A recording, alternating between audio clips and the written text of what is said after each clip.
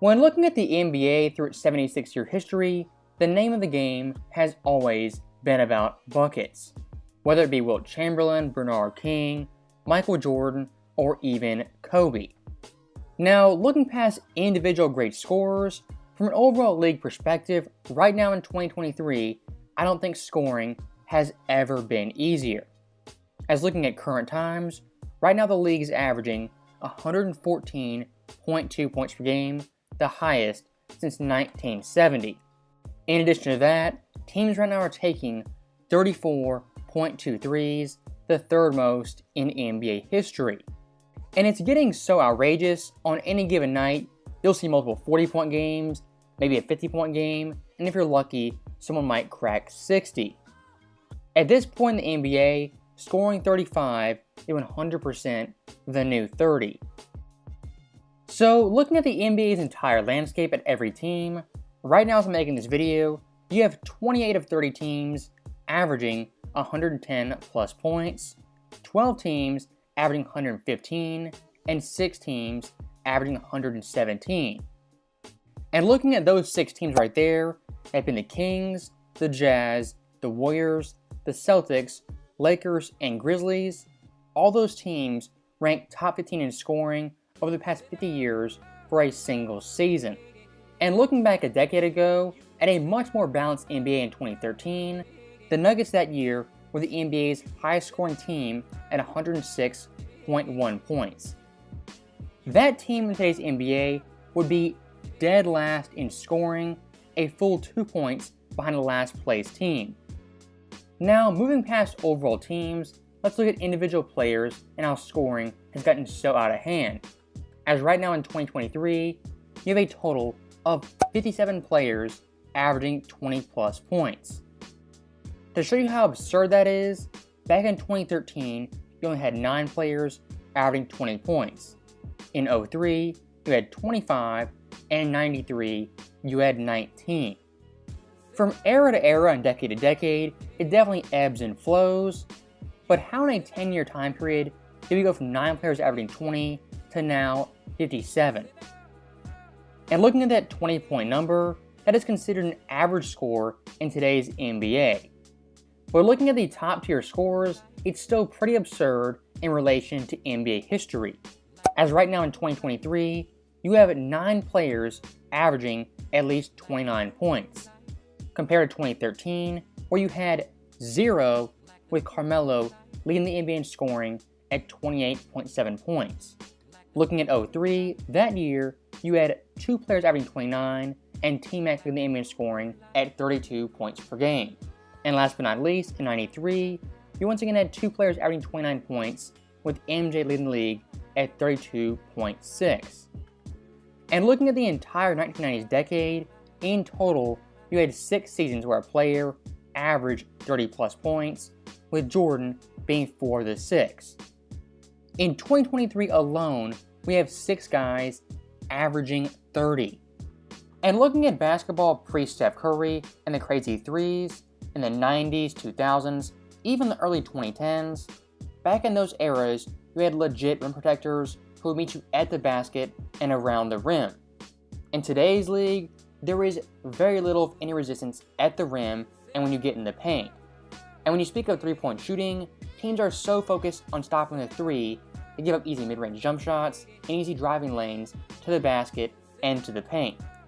And looking at the overall data, when it comes to scoring at the rim, nowadays teams are routinely shooting the mid-60s or even high 60s. As at this very moment, there are 2 teams shooting above 70% and every single team above 60%. Compared to back in the day in 97, the first year we had these stats, the league leader in this category only shot 61%.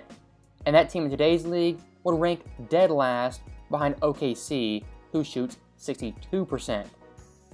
Now, looking at the NBA's current leading scorer, that is indeed Joel Embiid, who is averaging 33.4 points.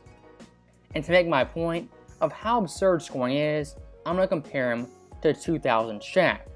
Looking at this comparison for Embiid, once again, he averages 33.4 points. His Philly team averages 114.6. meaning Joel is responsible for 29.1% of his team's scoring. Keeping that number in mind and looking at Shaq, in 2000 he averaged 29.7, and his Lakers team averaged 100.8, meaning Shaq that year was responsible for 29.4% of his team's overall points. Comparing 2000 Shaq to 2023 Embiid, his overall percentage of points is 0.3% higher, once again showing averaging 30 20 years ago is like averaging 34 or 33 in today's league. And looking at one more star from the 2000s, you have LeBron James, who is still playing and dominating at age 38. And for LeBron at this point, he is dominated in 3 different eras and has seen basketball change drastically. Now, when it comes to LeBron James today, him averaging 30, while impressive, is not nearly impressive as his past seasons in much harder eras. As looking at LeBron in 06, his highest scoring year, he averaged 31.4 points, compared to his Cavaliers team, who averaged 97.6 and ranked 15th in scoring, right there in the middle.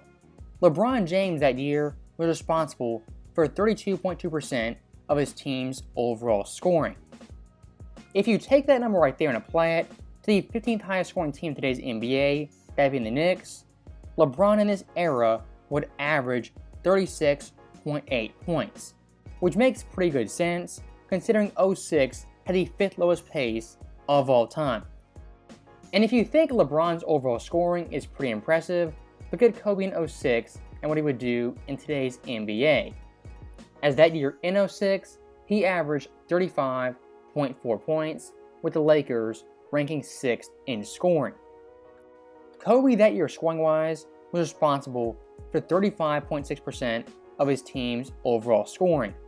If you apply that percentage to the 6th highest scoring team in today's NBA, that being the Lakers, who averaged 117, Kobe now would average 41.7 points.